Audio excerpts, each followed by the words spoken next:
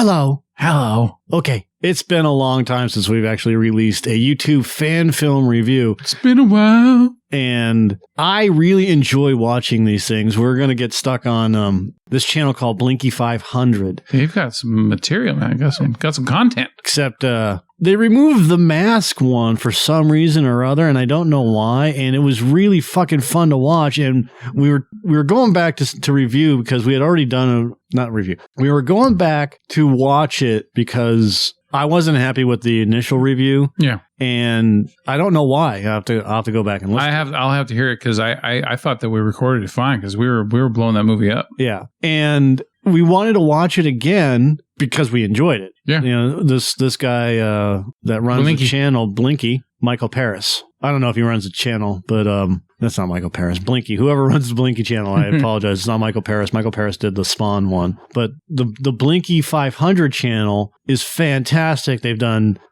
Chris, I'm going to fucking butcher this shit. Chris Notarile. Yeah, just say Notarile. And I don't know how many movies he's got on here, but we've got Predator, we've got Mother, we've got Haunted City. You got original content.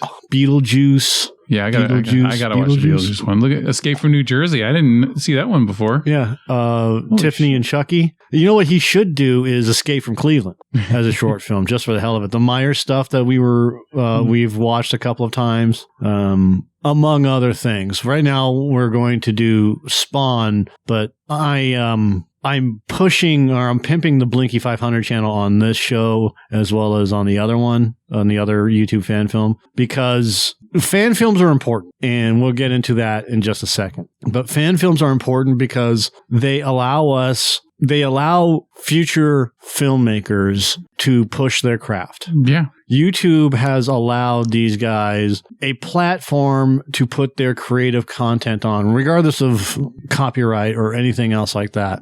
This is the next step in that 8mm, the 35mm, or whatever you want to call it. Yeah, this is Project Greenlight shit right here. Yeah. And what I really enjoy about all of this stuff is these guys, no matter who it is, good or bad, it doesn't matter. These guys are putting their stuff out there for you to watch, and they want feedback on it. It's important to them so that they know what they're doing right, what they're doing wrong. Constructive criticism, this stuff sucks. These good ones, these well-constructed ones, they take months, if not years, to do this in their spare time, right? Right. And the least that we could do, especially when these are so well done and entertaining, that we could take a few moments to hit a thumbs up, hit a subscribe, leave a good comment, leave a constructive comment, Yeah. Well, share it. To go one step further with it, which is Star Wars Theory did the Vader fan film. Mm-hmm. He took $150,000 of his own money and put it into, that's credit cards and whatever else, put it into the making of this movie. And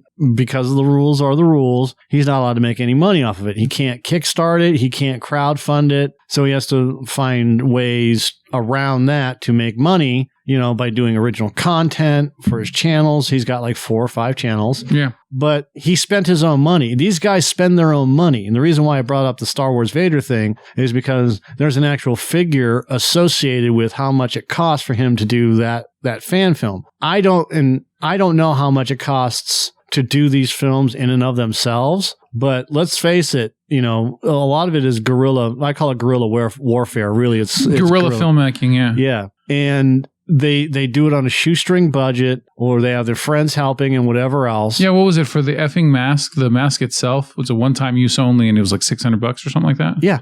So these guys are taking money out of their own pocket and putting it into their productions, and then putting it up on YouTube. Yeah, they still have lives to lead, so they have to work jobs and shit, so they can only do this in the spare time. Yeah, well, not always, but I mean, sometimes this is their job, But for the most part, these guys are doing this in their spare time. Yeah, absolutely. So big shout out to all these guys. We're going to watch and we're going to talk about Spawn, a film by Michael Paris. We're just going to have a whole chapter called The Blinky Horrors. Yes.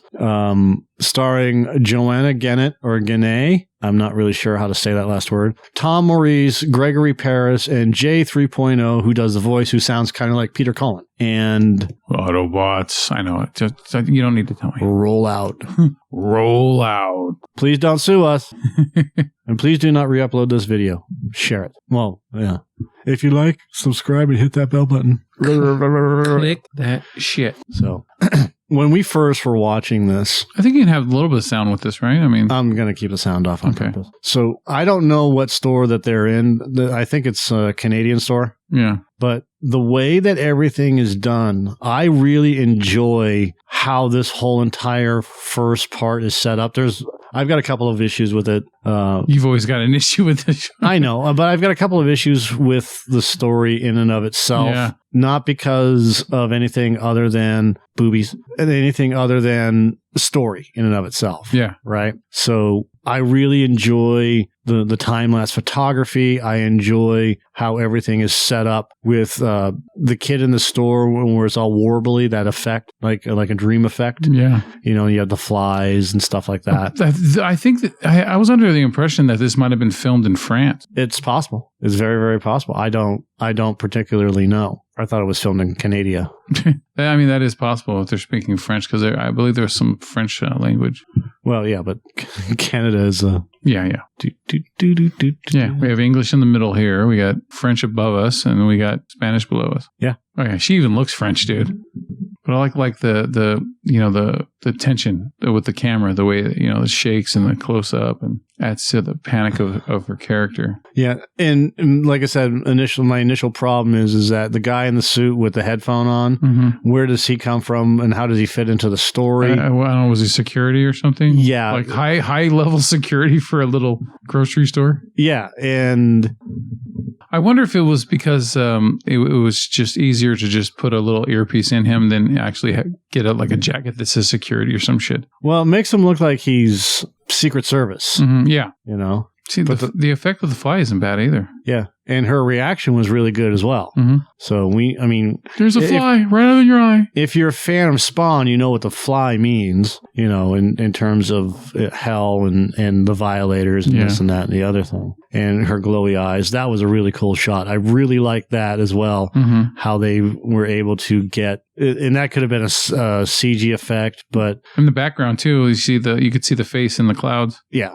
So yeah, I mean, you can see what the effort that's done into this. I don't know how much money they spent out of pocket on this for the visual effects, but I mean, if we go back to say when we saw Gretel and Hansel, that only had a $5 million budget, right? And they did a lot of good work with that. So yeah, well, cameras are getting so good now. I mean, you can literally make an entire movie on an iPhone, on a GoPro camera, and Yep. Or an Android. Hardcore Henry was made on a GoPro. Yep. But not necessarily. I mean, I'm talking about phones, camera phones. Yeah. You have enough storage 4K. space so you can throw all this shit on there. If you notice, all the items are they look like they're floating back into place. And I don't know if that's image dithering because when you upload a video, it just depends on what's going on. It's like the background where you can see the eyes. Excellent job with with the animation here. Yeah, this is really fucking good. With the plane flying around. Yeah. The confetti. Yep. Yeah. I was just going to say that the arrows, the hand, and I don't know what that looked like a bottle pop. Well, it says happiness. Yeah. Milk chocolate or something like that. It's an arrow, isn't it? It's pointing down towards the gumball machine. No, it was one flask of happiness for your mother. It looks like an arrow, and there's a smiley face. Yeah. So you have the violator, and then you have the shining moment. See, these special effects are really well done. Yeah, they're excellent, man. I've never been a big fan of the way that they did the cape for Spawn. If you look at the comic, yeah, in the way that McFarlane draws the cape, and it's triangular, and the way that it's all settled and set up, and then this is all real flowy. Yeah. And I get it. It's a living entity. Yeah. I like the McFarlane style better in the way that he has it all folded in those triangles. Because it doesn't really look like cloth, but it looks like cloth. Yeah. And when you have it flowy like that, it looks like a river. Like I said, I get it. I mean, because there needs to be some artistic interpretation. She uses the lighter to blow everything out, and we find out that she's a witch. And you have the not the ashes, but that crusty marshmallow look on her arms. Yeah. Toasty. Yeah.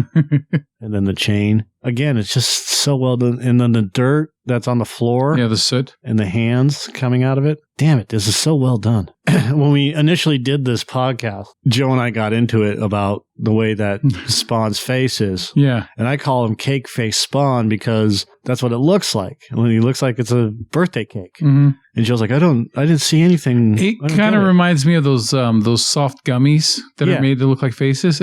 But I still love it. I think it's fucking cool. Yeah, and I don't.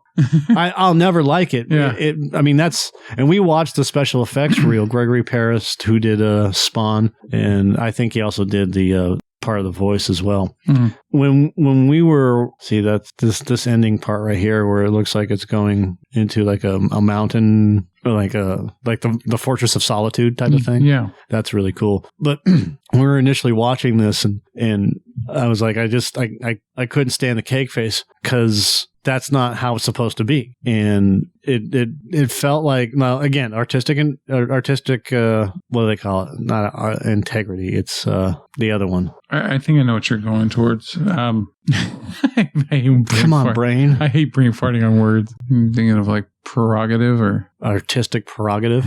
It's when an artist takes liberties. Artistic liberty. Thank you. It reminded me of just a cheaper version visually of the 1997 Spawn, because that Spawn mask in that movie was also CG. Yeah, but this is a far superior short film than the movie. It really is.